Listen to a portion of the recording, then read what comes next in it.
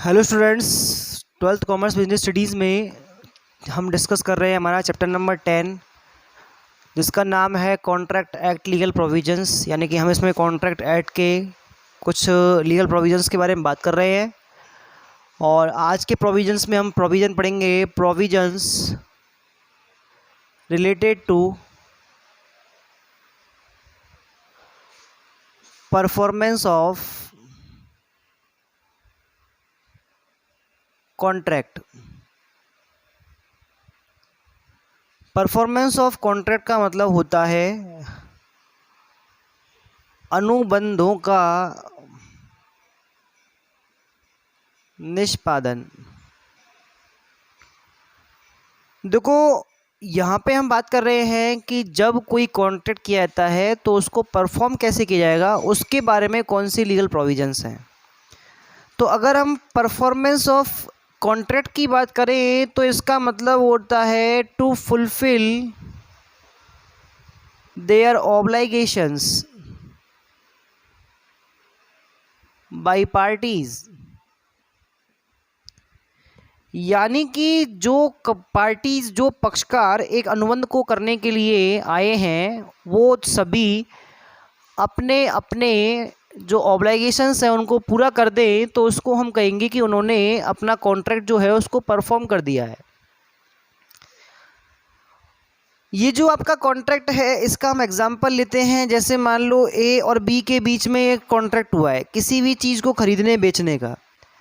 तो एक पार्टी ने खरीद लिया, दूसरी पार्टी ने पेमेंट कर दिया, या एक पार्टी ने बेच दिया, दूसरी पार्टी ने पेमेंट कर दिया, तो उस कंडीशन को हम क्या कहेंगे कि यहाँ पे आपका परफॉर्मेंस हो चुका है। अगर मान लो कोई पार्टी जो कॉन्ट्रैक्ट में है वो मर जाती है, तो इसका जो लीगल नॉमिनी है उसको हम क्या कर सकते हैं, इसके लिए बाउंड कर सकते हैं कि वो उस डाइट पार्टी की तरफ से जो कॉन्ट्रैक्ट में उसका ऑब्लिगेशन है, उसका जो कंसिडरेशन है, उसको परफॉर्म करे।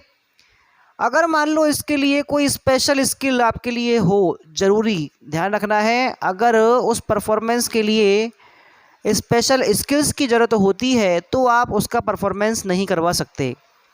जैसे हम एग्जांपल ले लेते हैं कि अगर मान लो ए और बी के बीच में कोई लेन देन हुआ है, जिसमें जो बी है उसका ऑब्लिगेशन है कि उसको ए को 1 लाख रुपए का पेमेंट करना है, लेकिन ये पेमेंट जो है ये 5 दिन के बाद होगा। और 5 दिन से पहले ही क्या होता है, जो बी है ये क्या जाती है, इसकी डेथ हो जाती है। तो जो ए है वो बी के नॉमिनी को, यानी कि इसके बेटे को या इसकी फैमिली के किसी और मेंबर को इसके लिए क्या कर सकता है, लायबल मान सकता है, और उससे वो 1 लाख रुपए का पेमेंट ले सकता है। क्लियर। तो यहाँ पे जो अनुबंधों का निष्पादन है, यानी कि परफॉर्मेंस है कॉन्ट्रैक्ट का, वो ज़रूरी नहीं है पार्टी करे। पार्टी से रिलेटेड हम किसी अदर पर्सन से भी जो परफॉर्मेंस है वो ले सकते हैं, लेकिन शर्त ये है कि उस परफॉर्मेंस के लिए कोई स्पेशल स्किल ज़रूरी नहीं होना चाहिए। भाई जैसे मान लो एक डायरेक्टर है, उस डायरेक्टर ने क्या किया, एक डांसर माइकल जैक्सन से क्या किया, कॉन्ट्रैक्ट किया है कि आपको हमारे लिए 1 घंटे का डांस करना है और उसके बदले में आपको पैसे मिलेंगे। लेकिन जिस डेट में ये काम होना था उस डेट से पहले ही माइकल जैक्सन की डेथ हो जाती है। तो डेथ हो गई तो क्या इसके बेटे को डांस करने के लिए अपॉइंट किया सकता है? तो आंसर है नहीं, क्योंकि वो वैसे डांस नहीं कर पाएगा जैसे डांस माइकल जैक्सन करता है। तो बात चल रही है स्पेशल स्किल्स की। अगर स्किल्स अगर रिक्वायर्ड है, स्पेशल स्किल्स अगर मान लो परफॉर्मेंस के अंदर रिक्वायर्ड होते हैं, तो वहाँ पर आप किसी अदर पार्टी से उस पार्टी का कॉन्ट्रैक्ट जो है वो परफॉर्म नहीं करवा सकते। क्लियर। तो इतनी बात समझ में आ चुकी है आपके। आगे हम बात करेंगे कि परफॉर्मेंस कितने टाइप का होता है। तो परफॉर्मेंस ऑफ कॉन्ट्रैक्ट 2 तरह का होता है। एक तो होता है एक्चुअल परफॉर्मेंस, एक्चुअल परफॉर्मेंस, और एक होता है आपका performance by tender. By tender कह लो या बाय प्रपोजल कह लो, बात एक ही है। इसको तो बोलते हैं वास्तविक निष्पादन। वास्तविक निष्पादन को हम एग्जीक्यूटेड कॉन्ट्रैक्ट मानते हैं। ध्यान रखना है आपको, एग्जीक्यूटेड कॉन्ट्रैक्ट कौन सा होता है, जिसमें दोनों पार्टीज़ ने अपना अपना परफॉर्मेंस पूरा कर दिया है और फ्यूचर में कुछ भी करना बाकी नहीं है, यानी कि हर काम पूरा हो चुका है, सारे ऑब्लिगेशन पूरे हो चुके हैं, तो उसको कहेंगे हम एक्चुअल परफॉर्मेंस। एक्चुअल परफॉर्मेंस का समझ में आ गया आपको? जब किसी कॉन्ट्रैक्ट में दोनों पार्टीज़ की तरफ से अपने अपने ऑब्लिगेशन पूरे कर दिए गए हैं तो उसको हम एक्चुअल परफॉर्मेंस कहेंगे। और एक होता है परफॉर्मेंस बाय टेंडर और प्रपोजल, इसको बोलते हैं प्रस्ताव द्वारा निष्पादन।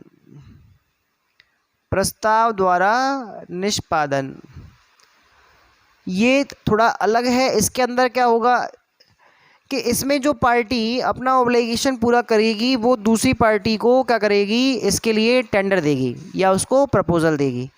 तो बात चल रही है, जैसे मान लो ए और बी के बीच में एक कॉन्ट्रैक्ट होता है और इस कॉन्ट्रैक्ट में ये होता है कि ए जो है वो बी को एक फिक्स प्लेस पर, एक सर्टेन प्लेस पर क्या करेगा, 1 टन माल डिलीवर करेगा, 1 टन माल डिलीवर करेगा और इसकी डेट जो है वो 1 महीने के बाद की है। और सपोज दैट ये है आपकी लगभग 9 नवंबर, ठीक है। अब 9 नवंबर को माल एक फिक्स प्लेस पे 1 टन माल पहुंचाया जाएगा, ये प्रॉमिस कर रहा है ए बी को और बी ने इस चीज़ को एक्सेप्ट कर लिया है।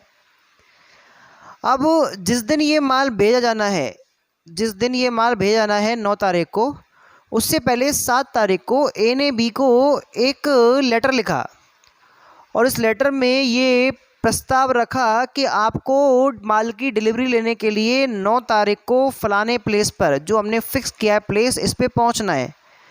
लेकिन जो लेटर है इसको डिनाई कर दिया, इसको निरस्त कर दिया, इसको मना कर दिया, किसने, बी ने, यानी कि ये माल लेने नहीं पहुंचेगा।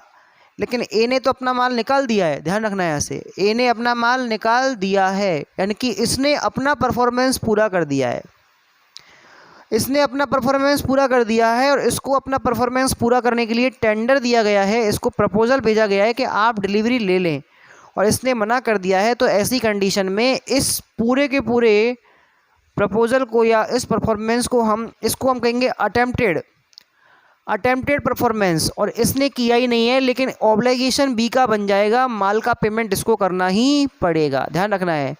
तो उसको कहते हैं अपन प्रपोजल, टेंडर या परफॉर्मेंस बाई प्रपोजल। क्लियर? तो इस तरह से आपके 2 तरह के क्या होते हैं, आपके निष्पादन होते हैं, परफॉर्मेंस होते हैं। एक होता है एक्चुअल, एक होता है बाई टेंडर।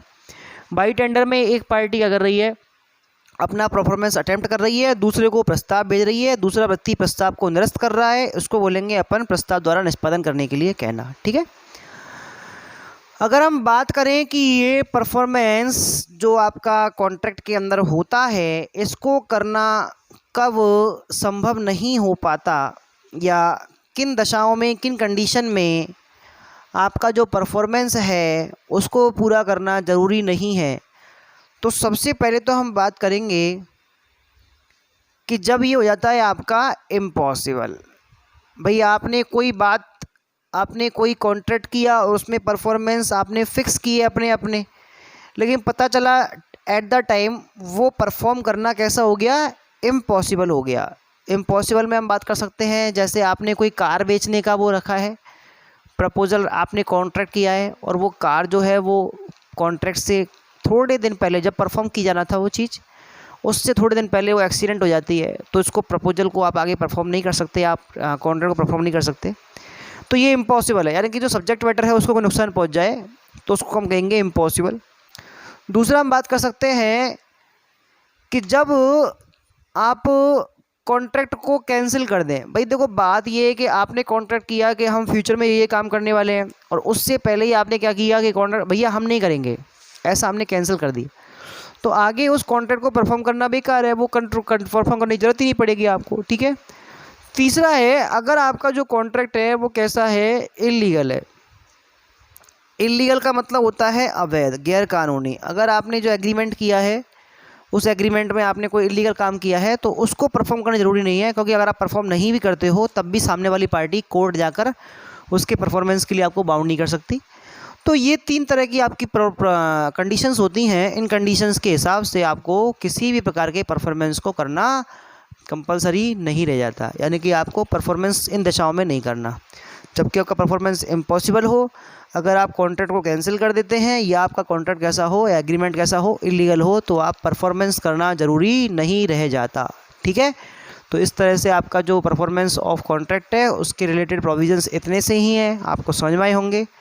नेक्स्ट लेक्चर में बात करेंगे हम अगले प्रोविजंस के बारे में। Thank you.